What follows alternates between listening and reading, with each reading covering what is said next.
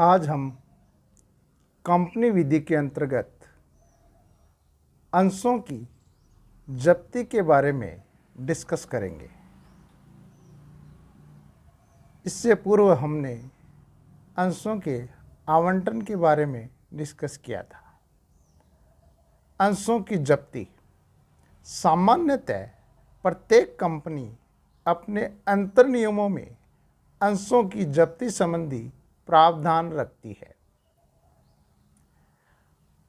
जब कंपनी का कोई अंशधारी मांग पर यानी कि ऑन कॉल अथवा मांग की अवधि तक अंशों की राशि यानी किस्त का भुगतान नहीं करता है तो निदेशकों की सभा उस अंशधारी को एक लिखित सूचना भेजेगी जिसमें उस अंशधारी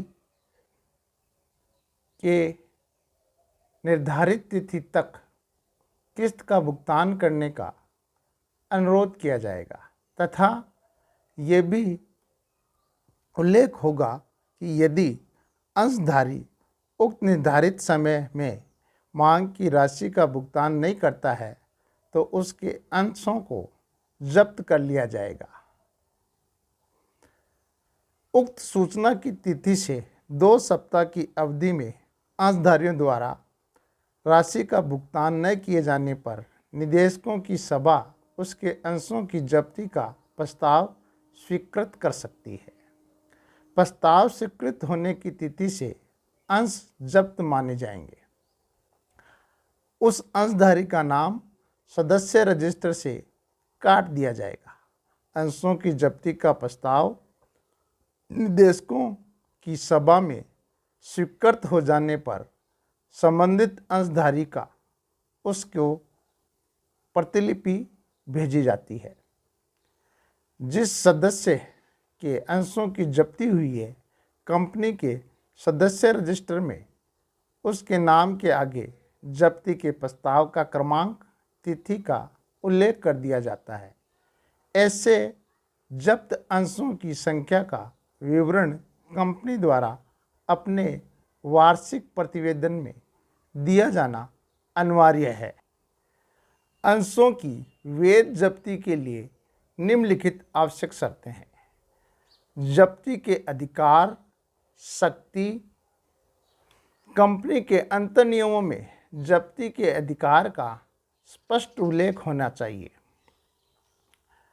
दूसरा, निदेशक वैध तरीके से नियुक्त हो। तीसरा, जब्ती का स्पष्ट आशय होना तथा इसके लिए उचित नोटिस दिया गया हो।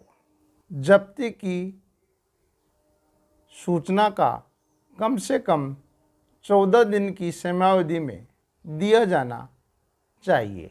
पूर्व सूचना जब्ती की आवश्यक शर्त है तथा इसके बिना अंशों की जब्ती अवैध होगी। जब्ती का प्रस्ताव, अंशों की जब्ती संबंधी प्रस्ताव पारित होना अनिवार्य है। 5वां, जब्ती के अधिकार का प्रयोग सद्भावनापूर्वक होना चाहिए तथा वह कंपनी के हित में होना चाहिए। जब्ती कपटपूर्ण नहीं होनी चाहिए। जब्त किए गए अंशों का पुनर्निर्गमन कंपनी के अंतर नियमों द्वारा अधिकृत होने पर कंपनी के निदेशक मंडल द्वारा अंशों को पुनः बिक्री की जा सकती है या इन्हें समाप्त भी किया जा सकता है। बिक्री की दिशा में निदेशक मंडल को जब्ती को निरस्त करना आवश्यक है।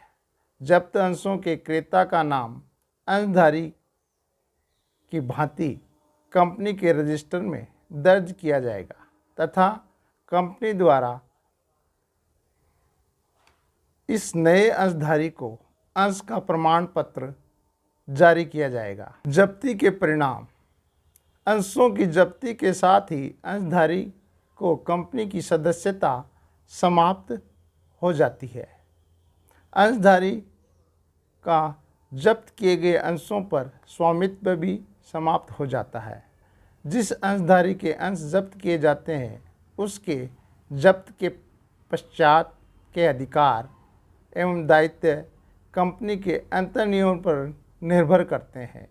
जब्त किए गए अंशों के विक्रय से प्राप्त राशि यदि मांग की राशि से अधिक होती है तो वह अधिक राशि अंशधारी को लौटा दी जाएगी। अंशधारी के अंश जब्त कर लिए जाने पर ऐसा प्रतिभू अपने दायित्व से मुक्त हो जाएगा जिसने मांग धन के संदाय के लिए प्रतिभूति दी है।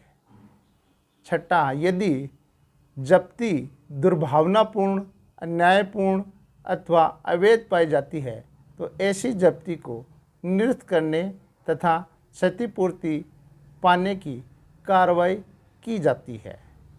इस प्रकार कंपनी के अंतर्नियमों के द्वारा अंशों की जब्ती की जाती है। आज का ये अंशों की जब्ती का विषय जो अपन ने डिस्कस किया है, मैं समझता हूँ कि आप लोगों को समझ में आ गया होगा। धन्यवाद।